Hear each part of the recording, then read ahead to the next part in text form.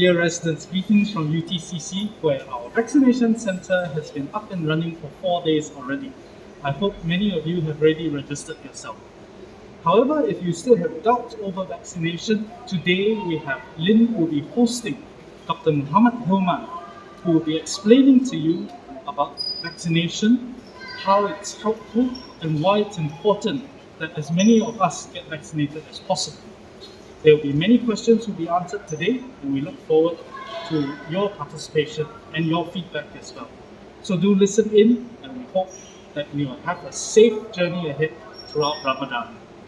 Assalamualaikum, apa khabar semua? Okey, sekarang anda di rancangan Happy Kopitiam yang season, saya rasa bukan baru, bukan lama, tapi tengah-tengah. Okey, saya ingin memperkenalkan anda semua, nama saya Lynn Malik. Dan juga kalau anda ingin tahu kenapa saya berada di sini, bukan menyanyi tapi untuk mengacarakan tentang ehwal isu yang sekarang tengah panas di luar sana, iaitu COVID-19. Okey, di sebelah saya di sini ada seorang lelaki yang handsome, cowok lah. Sebab saya dah biasa dalam bahasa Indonesia tau doktor. Okay. Kalau nak tahu di sebelah saya ni adalah seorang doktor, namanya Dr. Ilman. Cakap hello doktor. Hello. Okey, doktor jangan stres, doktor relax sikit. Okey, boleh. Okey, saya nak memperkenalkan doktor dengan semua orang yang di dalam Facebook Live Happy Kopitiam ni. Okey, doktor adalah seorang doktor keluarga yang kini bekerja di beberapa klinik perubatan awam, betul? Saya. Dan juga pusat vaksinasi dan ward kecemasan dan kemalangan, betul? Saya, betul. Dan juga doktor merupakan ahli Exco Persatuan Profesional Kesihatan Muslim MHPA. Dan juga beliau menamatkan pengajian di Universiti Kebangsaan Singapura pada tahun 2012. Cukup tak untuk anda tahu tentang latar belakang doktor? Cukup kan? Cukup. Okey, sekarang saya nak tanya doktor. Semenjak kita dah melalui COVID-19 dalam 6 bulan lebih kan? So, doktor macam mana? Sibuk dengan doktor punya jadual ke apa-apa sebelum kita nak mulakan pertanyaan daripada orang-orang awam? Okey, Assalamualaikum semua. COVID-19 dah lebih dari setahun lah. Ya. Pada masa tu saya hanya bekerja di klinik GP biasa. Tapi ada juga lebih kurang sekali seminggu saya bekerja di A&E ya, di Jabatan Kecemasan Hospital. Tapi dengan datangnya COVID secara mendadak ya, dengan kita dipanggil untuk berkhidmat di Jabatan A&E Hospital. Dan apabila di hospital, kita nampak dengan mata sendiri kesan COVID, bukan sahaja pada masyarakat kita sendiri, masyarakat orang Singapura, tapi juga pada foreign worker. Foreign worker. Ya. Pekerja asing. Pekerja asing yang selalunya berkhidmat dalam diam ya di Singapura. Tapi apabila wabak ini merebak, ramai yang terjejas dan ramai yang timbul di Jabatan A&E. Itulah, saya pun terkejut bila datangnya orang kata tu epidemik ni. Saya rasa macam tiba-tiba ada pekerja-pekerja asing yang saya rasa tak terkira. Dekat selama ni saya bertugas sebagai seorang penyanyi dan juga penghibur. Kadang-kadang saya pergi ke tempat mereka, saya menghiburkan mereka. Saya cuma lihat sedikit sahaja macam sekumpulan. Tapi tak sangka bila adanya COVID-19 ni, saya macam terkejut jugalah. Pada waktu tu saya tengah hamil dalam berapa bulan gitu. Saya rasa dalam 7 bulan. So ramai orang nasihatkan saya macam-macam benda. Tapi itu nanti saya nak tolak tepi dulu. Saya nak tanya. Sebenarnya doktor banyak yang orang-orang di luar sana nak tanya benda-benda yang mungkin mereka bertanya-tanya. Ini perlu ke tak perlu? Saya rasa doktor pun tahu pertanyaan saya ni, saya nak tahu apa bezanya di antara dua jenis vaksin yang telah diluluskan. Okey, di Singapura buat masa ini ada 2 vaksin yang telah diluluskan oleh pihak kementerian. Yang pertama adalah vaksin daripada syarikat gergasi farmasi ya, yang berasal dari Amerika Syarikat, iaitu syarikat Pfizer yang telah bergabung dengan syarikat dari Jerman iaitu BioNTech ya. Jadi itu bagi vaksin yang pertama. Bagi vaksin yang kedua pula ia disediakan oleh satu syarikat Amerika Syarikat juga yang namanya Moderna. Ya. Perbezaan di antara kedua-dua vaksin yang telah diluluskan amat kecil lah. Ya. Okay. Teknologi yang digunakan seakan-akan sama. Keberkesanan pun seakan-akan sama. Satu, saya kalau tak silap saya lah, ya, satu bagi Pfizer 95% dan bagi Moderna lebih kurang 94% ya, dalam kajian-kajian yang telah dilakukan tahun lalu. Ya. Jadi teknologi yang digunakan sama, lebih kurang sama. Perbezaannya hanya dari segi penyimpanan. Ya. Vaksin daripada syarikat Pfizer harus disimpan di suhu 70 darjah Celsius di bawah kosong darjah Celsius. Paling rendah lah. Saya. Maksud saya tu minus 70. Itu amat sejuk lah. Amat sejuk. Saya tak pasti sama ada Antartika pun begitu sejuk ya. Okay. Bagi Moderna pula lebih kurang minus 20 lah. Oh, minus 20 lah. Minus 20 ya. Lebih kurang ya. Itu perbezaan yang utama antara Pfizer dengan Moderna. Ya. Okey, saya nak tanya sebab mak saya dia baru menjalani vaksin yang diperlukan. Dia kena pergilah sebab apa, dia dah dapat surat, dia pergi. Lepas tu saya ni ada sikit bimbang tau bila awal-awal macam baik mak saya, baik suami saya semua kata dia nak kena pergi. Saya macam perlu ke? Tu jawapan saya. Tapi yalah, saya macam cakap dengan diorang kalau rasa itu perlu silakan, tapi bagi saya for now saya tak nak dululah sebab saya ada alasan saya sendiri. Tu nanti saya nak tanya doktor sebab saya memang sebelum saya nak cuba sesuatu tu atau nak untuk diri saya nak fikir untuk keluarga saya juga. So macam mak saya ni dah umur lebih daripada 60 tahun. So bila dia pergi ke vaksinasi yang di tempat yang dituju tu, saya pun takut sebenarnya. Saya tanya semuanya okey tak, because ada yang cakap nanti tiba-tiba sakit lah, tiba-tiba ada keluar merah-merah. Banyak kawan-kawan saya feedback, saya macam lemas sangat kat situ. Tapi bila mak saya pergi, after that, selepas tu dalam 3 hari tu saya tengok dia okey.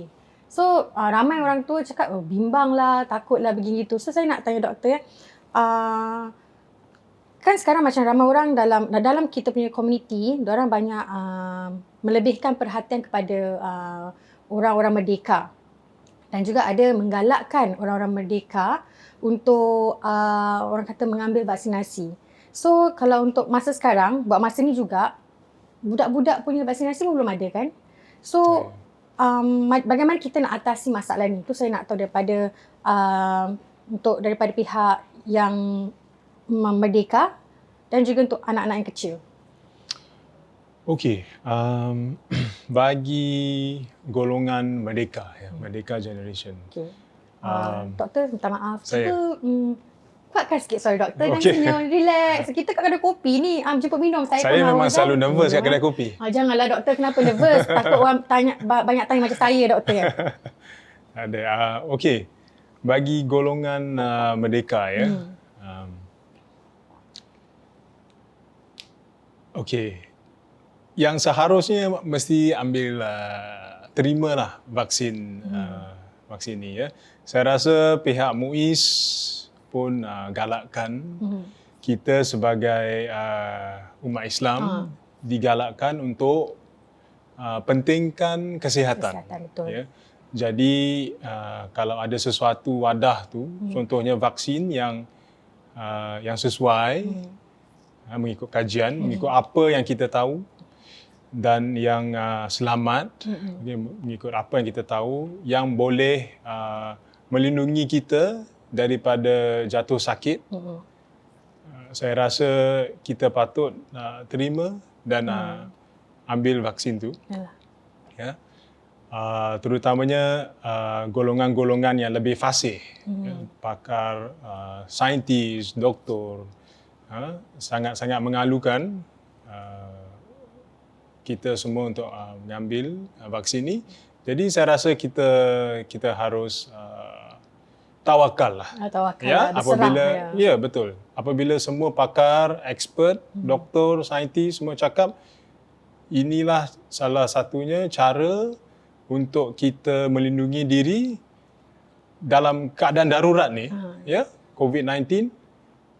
Saya rasa satu tanggungjawab lah bagi semua orang dalam masyarakat kita untuk mengambil vaksin ni kalau sesuai.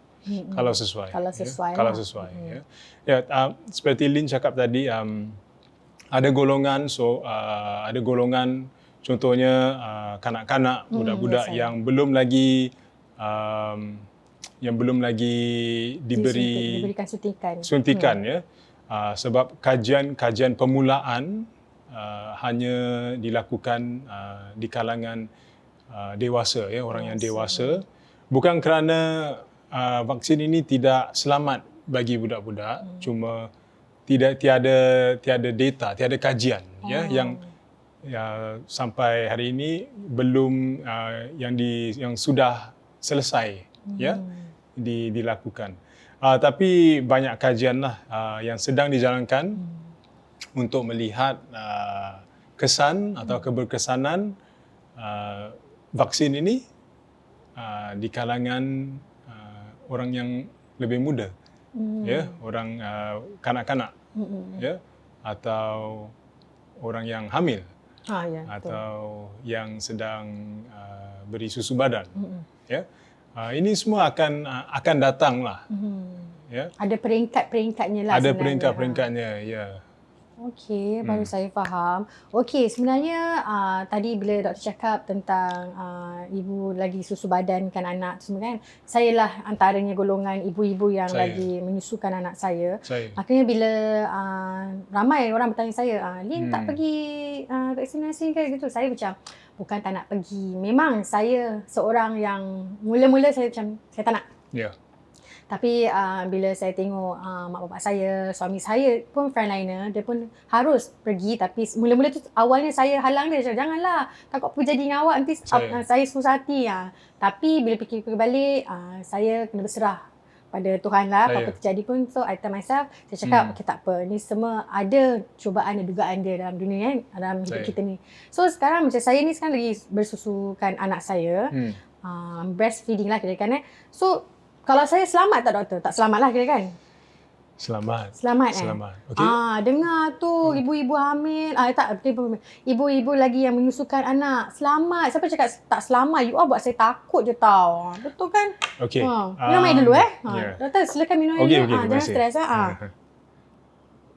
Apa lagi doktor? Silakan. Okey. Beri saya peluang untuk jelaskan. Ya, mesti jelaskan ni. Okey, pihak Kementerian Singapura memberi keterangan yang bagi sesiapa yang sedang berikan susu badan, ya, diberi kirakan nasihat lah, ya, untuk hentikan susu badan buat 5 atau 7 hari, ya, selepas diberi suntikan, ya. Ini kirakan yang paling ringan lah. Ini kirakan suatu langkah yang kirakan betul-betul berjaga-jaga. Betul-betul yang paling ringan, dan kita kena berjaga-jaga pada waktu langkah yang kita nak buat vaksinasi itu ke apa? Sebab Kementerian Singapura kirakan saya fikirkan perkataannya, macam betul-betul was-was lah.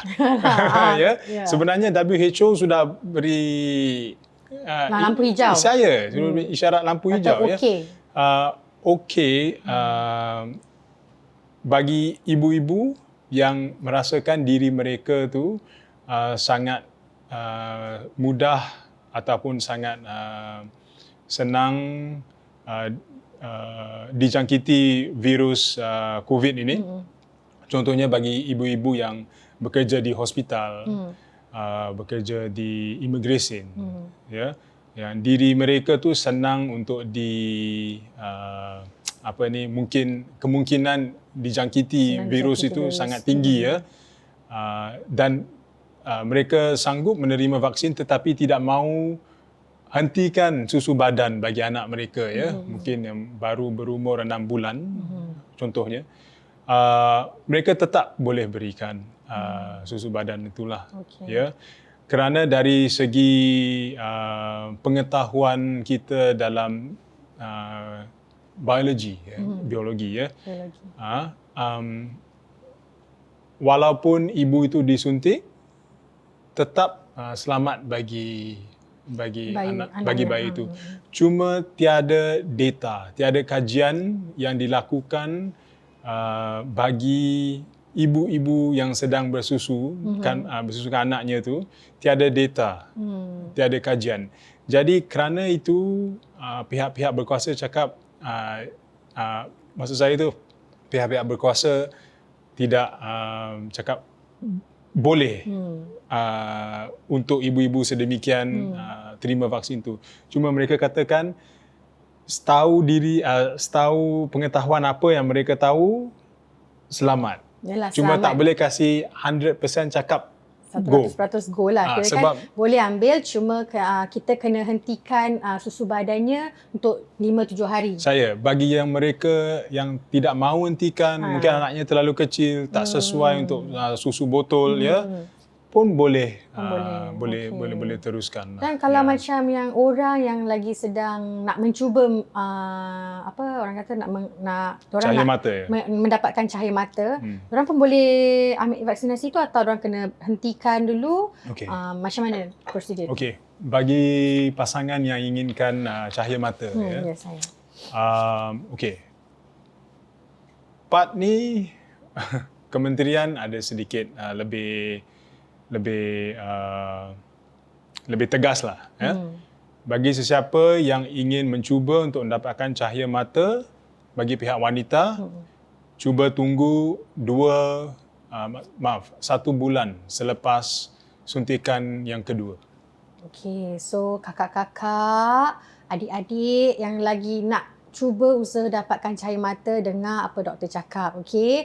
You all kena, sekali doktor repeat, takut orang lupa, saya pun lupa. Saya mungkin nak cubalah tapi nantikanlah, sebab baru je kan. Tunggu 1 bulan selepas suntikan yang kedua. 1 bulan selepas suntikan kedua. Okey, jangan you all gelabah-gelabah sebab ni penting untuk diri anda juga, ya, para ibu atau para upcoming ibu lah yang akan datang, ya. So saya harap anda semua faham dan mengerti, sebab yang banyak saya rasa banyak yang persoalkan ni sebenarnya wanita-wanita lah sebenarnya. Sebab apa? Yalah, mereka lebih pentingkan kesihatan diorang dan juga diorang nak tahu macam mana diorang boleh atasi masalah ni ke depan, kan. So sekarang pun saya pun macam fikir-fikir juga, kerana pun tertanya-tanya, apakah ini penting untuk kita mencapaikan kekebalan vaksinasi, dan saya nak tahu kenapa. Okey. Bagi secara am lah. Secara umum dan untuk secara semua untuk orang semua lah. orang, ya. Okey. Sebab ni kita kat kedai kopi, so kita macam berbual, macam diorang nak dengar-dengar lah, tak dengar tak apa. Okey. Penting, ya, bagi masyarakat kita untuk mencapai herd immunity ataupun digelar immunity kelompok lah. Ya. Okey. Lin nak tahu apa itu immunity kelompok? Nak tahu sebab ayat-ayat ni semenjak perkataan-perkataan ni datang ni semua semenjak kita dah ada COVID-19 kan, banyak saintifik punya ayat yang saya macam apa ni tak apalah, so saya tunggulah doktor terangkan. Okey, herd immunity ataupun immunity kelompok tu dia akan dapat sesuatu community ataupun masyarakat itu capai sekiranya sebahagian yang besar jumlah individu dalam sesuatu kelompok tu ataupun sesuatu masyarakat itu mendapat immunity menerusi vaksin contohnya. Okey. Faham. Jadi contohnya ya, dalam sesuatu masyarakat itu bagi measles, sakit measles. Sakit measles. Ya, sakit measles. Apabila 95% orang dalam suatu komuniti itu mendapat immunity menerusi vaksin, yang 5% itu bagi, untuk sebab yang berbagai-bagai lah kenapa mereka tak boleh terima vaksin tu. Walaupun mereka tak terima vaksin tu, tetapi kerana 95% tu terima vaksin, mereka pun mendapat perlindungan. Perlindungan lah. Ya. Okey, Sebab faham. virus tu tak boleh ataupun susah merebak. Susah nak masuk ke badan. Okey. Susah mau merebak antara individu-individu yang telah terima vaksin tu. Jadi penularan itu tersekat lah. Okey, faham. Ya. Bagi COVID buat masa ni, para saintis dan pakar anggarkan mungkin dalam 70 ataupun 90%. Ya, apabila 70 atau 90% orang dalam masyarakat kita terima vaksin ni, ada daya tahan, ada immunity menerusi vaksin, kemungkinan besar kita akan capai yang immunity kelompok itu. Sebab dalam sesuatu masyarakat itu bukan semua orang yang boleh terima vaksin ya, di atas sebab-sebab tertentu. Orang kata tu kita kena ikut badan yang punya diri lah, kuat ke tidak imun dia. Betul tak? Ke atau macam mana tu? Ada pelbagai sakit yang itulah yang tak sesuai untuk terima vaksin. Okay. Sedikit saja. Bukan apa ni, bagi kebanyakan orang sesuai untuk terima vaksin. Cuma majoriti ada yang sesetengah mungkin 5% ke 1% tu yang segelintir tu sikit je yang bangsa mungkin tak boleh lah. Tak boleh. Tapi insya-Allah diorang akan selamat sebab mungkin 98% kita tu kelompok tu dah ambil. So 1% tu selamat. Jadi kita terima vaksin seperti yang disebutkan pemerintah lah. Kita terima vaksin bukan hanya untuk diri kita. Tapi untuk semua sebenarnya. Untuk keluarga kita, untuk rakan-rakan kita dan untuk masyarakat. Jadi ini satu orang kata tu kita yang kena mulia lah, kerja yang mulia. Kita kena bekerjasama, kita kena fikir positif dalam apa-apa sekarang ni. Kita dah tak boleh nak fikir nak salahkan mana-mana pihak. Sebenarnya bagi pendapat saya dalam isu ini, apa yang terjadi ni, kita buatkan diri kita sebagai seorang yang lebih fikirkan bukan untuk diri sendiri tapi fikir untuk semua orang sekeliling kita, baik yang tersayang macam doktor cakap, dan juga yang pentingnya tu jangan pentingkan diri. Saya rasa kebanyakan dulu-dulu sebelum terjadi ramai manusia di belakang sana lebih mementingkan diri sendiri. So mungkin dah ada kena ketuk daripada yang atas. Ni maknanya jadi macam kita dah nak tazkirah kan doktor kan. Tapi tak apa, ni kan kita santai-santai. So doktor, saya nak tanya apa nasihat doktor pula kalau tentang mereka yang ada penyakit seperti darah tinggi, kanser dan penyakit kronik yang lain. Okey. Hanya beberapa sakit atau kondisi yang tak boleh terima vaksin. Okey. Yang lain semua boleh. Okay. Semua kena dengar dengan teliti. Okay. Tapi mesti kena, kalau tak pasti mesti kena check dengan doktor sendirilah. Kena pergi check lah. Saya berbual dengan secara am ajalah. Bagi individu, yang tak sesuai, individu-individu yang ada sakit barah yang telah terima kemoterapi untuk 3 bulan yang lepas ataupun ada cadangan, ada rancangan untuk terima kemoterapi dalam jangka masa 2 bulan hadapan. Jadi walaupun awak ada atau sesiapa yang ada sakit kanser, sakit barah tak semestinya ada sakit barah tak boleh terima. Yang tak boleh terima hanya pesakit-pesakit barah yang telah terima kemoterapi dalam 3 bulan yang lepas ataupun ada rancangan untuk terima kemoterapi atau radioterapi dalam 2 bulan akan datang. Okey, saya faham. So, kalau saya ada situasi di mana ada seseorang ni, dia akan melalui bypass nak cek jantung dia sebab dia dah nak retire kan. So, dia kena go through semua proses-proses ni. So, dia boleh ambil tak vaksinasi ni? Boleh. Oh, boleh. Sebab saya, yelah, diorang pun ada tanya saya yang diorang tak akan pergi ke vaksinasi sebab apa, dia nak akan melalui proses ini. So, diorang advise jangan. So, saya macam, okay. Saya pun tak berani nak cakap apa-apa. Saya tak apalah, nanti kalau saya jumpa doktor, saya akan tanya. So, mungkin jawapan ini dah doktor dah terangkan. So, mungkin awak-awak di luar sana, makcik-makcik, kakak-kakak, abang-abang, adik-adik, dan siapa-siapa saja yang menonton FB Live ini, anda boleh dengar balik. Kalau anda tak sure, anda tak pasti, anda boleh tanyakan pada kami melalui PM kita. Just private message kita. Kita akan jawab sebanyak mana yang kita tahu selagi doktor ada. Okay? Dan juga doktor, saya rasa ramai yang bimbang kalau benda-benda yang apa dan diambil dalam diri diorang semua kan. So saya nak tanya, apakah kebimbangan yang paling utama dalam pengambilan vaksinasi ini? Dalam pengalaman saya. Pengalaman doktor, sebab saya tak pengalaman. Okey. Dalam pengalaman saya, orang selalu takut sebab ini merupakan satu teknologi yang baru. Ya, saya betul. Ya. Jadi mungkin ragu-ragu. Ya. Ya. Tapi saya rasa lebih kurang setengah bilion suntikan vaksin ini telah diberi. Alhamdulillah saya rasa tiada masalah besar. Ya. Lagi satu keraguan sama ada seperti yang awak cakap tadi, ada sakit jantung, ada sakit kencing manis, ada sakit dulu mungkin ada barah, ada pengalaman sakit barah dulu. Boleh ke tak ambil vaksin ini? Boleh. Secara amnya boleh. Kecuali yang saya katakan tadi, sakit barah tetapi ada kemoterapi. Ada kemoterapi 3 bulan yang lepas ataupun 2 bulan akan datang.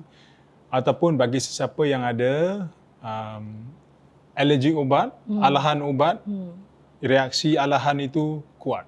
Okey. Itu lagi satu kumpulan individu yang tidak boleh ambil vaksin. Tapi pernah tak macam doktor mengalami, bukan doktor lah, mungkin patient doktor first pertama kali berang ambil, terus orang alahan orang keluar banyak. Ada pernah mengalami macam itu tak, doktor? Saya tak pernah nampak. Tak pernah nampak. Saya sekarang kadang-kadang bekerja di vaksin, pusat vaksinasi. Satu hari lebih kurang 1,500 suntikan diberi. Semenjak permulaannya pada bulan Februari, saya tidak pernah nampak alahan yang serius di depan mata saya. Ya. Tapi memang adalah. Macam mungkin lepas 3 hari orang akan tertimbul mirah-mirah ke. Bagi saya itu tak serius lah. Itu harus jumpa doktor, harus jumpa GP. Tapi yang serius tu merupakan sesak napas, sesak napas, tekak bengkak. Itu tekanan darah menjunam, itu baru serius. Dan selama ini macam biasa sajalah. Selama ini saya rasa berdasarkan data bulan 2 hanya 0.0028%. Masih selamatlah. Okey, masih selamatlah, saya rasa aman. Okey, dan juga doktor, ada lagi beberapa soalan saya nak bertanyakan. Okey, kalau saya nak tahu juga selebihnya berapa lama kalau kita nak tahu vaksinasi ni mampu bertahan dalam badan kita, dan juga pengambilan vaksinasi ni mampu ke ia bertahan hingga akhir hayat seseorang itu? Okey. Vaksin Pfizer-BioNTech ini merupakan satu vaksin yang menggunakan teknologi yang baru. Jadi berapa lamakah daya tahan seseorang itu dapat bertahan selepas diberikan suntikan vaksin COVID-19 ini, belum lagi ada kata pasti berapa lama daya tahan itu akan terus ada lah. Tetapi Pfizer baru mengeluarkan update mengenai keberkesanan. Jadi jika dulu dia cakap 95% kan selepas diberi suntikan tu keberkesanannya dalam masa 6 bulan keberkesanannya 91%. Sebab selepas diberi vaksin, daya tahan yang muncul dalam seseorang itu akan turun sedikit lah. Okey. Ya, sebab usia. Sebab mungkin badan lemah, stres, tak cukup tidur ke apa kan. Tapi daripada 95 pergi 91% dalam jangka masa 6 bulan, itu merupakan suatu data yang okey. Tapi mungkin seperti suntikan vaksin flu, mungkinlah sekarang pakar masih melihat kajian. Mungkin vaksin COVID perlu diberikan secara tahunan. Kemungkinan. Itu pun belum pasti ya. Okey, terima kasih doktor. Dan selanjutnya saya nak bertanyakan, apakah kebimbangan yang utama selagi kita mengambil vaksin ini? Apa yang kita harus bimbangkan?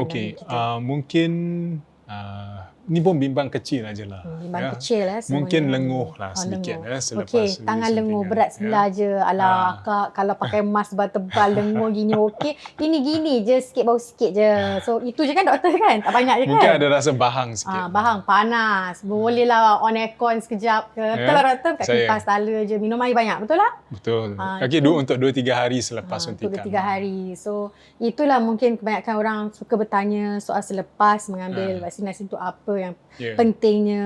Okey. Mesti harus ditekankan lah.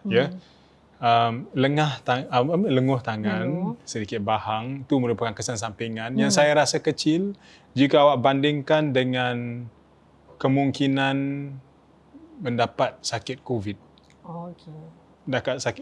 Saya rasa orang mesti tahulah kalau dapat COVID, radang paru-paru kerana COVID, itu merupakan satu sakit yang serius. Jadi pertimbangkanlah antara lenguh tangan atau radang paru-paru. Anda harus mempertimbangkan antara lenguh ni, tangan ni, atau anda ingin faham-faham sajalah macam-macam semua. Okey, dan soalan terakhir saya untuk hari ni doktor terima kasih banyak-banyak kerana memberikan luangkan masa untuk bersama kami di sini. Terima kasih banyak. So saya nak tanya, apakah dalam waktu terdekat ni kita masih boleh ke ambil vaksinasi dan waktu bulan puasa ni okey ke? Badan kita okey ke tidak? Okey. Jadi pihak MUIS telah berikan keterangan ia boleh dilakukan kita boleh terima vaksin ketika kita berpuasa. Dari segi medical pula, saya nasihatkan bagi sesiapa yang akan terima vaksin, mungkin sama ada tempah slot, book slot yang pagi ataupun yang lepas berbuka. Mungkin. Sebab kadang-kadang ialah kita tak makan, tak minum, badan lemah. Jadi terima kejutan suntikan tu, mungkin nanti mau rasa macam mabuk ataupun mau pitam. Jadi ini mungkin salah satu strategi lah kalau bagi sesiapa yang ingin terima suntikan dalam bulan Ramadan. Orang masih buka lah kalau walaupun sudah bulan Ramadan, tetap di tempat-tempat umum yang dah dinamakan untuk bervaksinasi itu boleh pergi walaupun waktu mereka diberikan dalam mungkin ada slot petang dalam pukul 3, tapi diorang boleh tunda kan? Tak boleh doktor? Itu tak boleh. Itu agak rumit lah. Jadi perlu buat appointment lah, kena buat temu janji sekali lah kalau gitu. Ya saya. Ataupun mungkin boleh telefon pihak pusat vaksinasi sama ada boleh ubah ke tak lah dia punya. So, kakak-kakak, makcik-makcik di luar sana, sekiranya anda akan mengambil vaksinasi pada waktu sebelum berbuka puasa dan mungkin anda takut seperti mana doktor kata anda akan pingsan ke, mabuk ke, mungkin anda boleh menelefon di pusat vaksinasi sekali lagi dan cuba orang kata tu kita balik. aturkan jadual balik. Mungkin lah doktor. Itu yang terbaik lah Itu untuk yang sekarang terbaik. lah. Okey, dan soalan terakhir saya untuk hari ini doktor. Terima Hmm. kasih banyak-banyak kerana memberikan luangkan masa untuk bersama kami di sini. Terima kasih banyak-banyak. Apakah nasihat doktor untuk golongan yang masih tak nak ambil vaksinasi dan juga bagaimana cara untuk meyakinkan mereka-mereka di luar sana? Okey, seperti yang saya katakan tadi, kalau sudah ada ramai pakar, para doktor, para saintis, kirakan orang-orang yang terkemuka yang cakap vaksin ini selamat, vaksin ini berkesan, ia akan bantu kita, bantu ekonomi kita keluar dari keadaan yang darurat. Saya rasa kita mesti dengar cakap lah. Kita kena dengar kata apa kata doktor kena tengok kamera ni untuk akhir kata doktor untuk memberikan mereka semua semangat. Sudah tengok para ketua negeri kita ni sudah tertera di kaca mata di kaca TV sudah terima vaksin. Maksudnya vaksin ini selamat lah dan kita harus melihat vaksin terima suntikan ini bukan hanya sebagai tanggungjawab bagi diri kita sendiri seperti saya katakan tadi, tapi keberkesanannya juga melimpah bagi orang-orang yang kita tersayang. Okey, itulah soalan-soalan yang saya sudah bertanyakan kepada Dr. Ilman. Terima kasih banyak waktunya. Dan saya harap anda semua kalau tak pasti anda boleh bertanyakan lagi di Happy Kopitiam. Message saja, jangan malu-malu sebab kalau awak malu nanti rugi. So apa kata tunggukan episod-episod yang seterusnya mungkin tentang COVID ke atau tentang yang akan datang. Okey, insya-Allah kita akan jumpa lagi doktor. Terima kasih. Sama-sama. Assalamualaikum. Bye. Oh, yeah. Thank you so much for watching us on Facebook Live, okay? Please help us to share with your family members, your friends, and everyone around you. Get all of them to follow us on Facebook and follow us on Instagram, okay? Because a lot of fun is coming up on Happy Kopitiam. Thank you. La la la la la la la la la.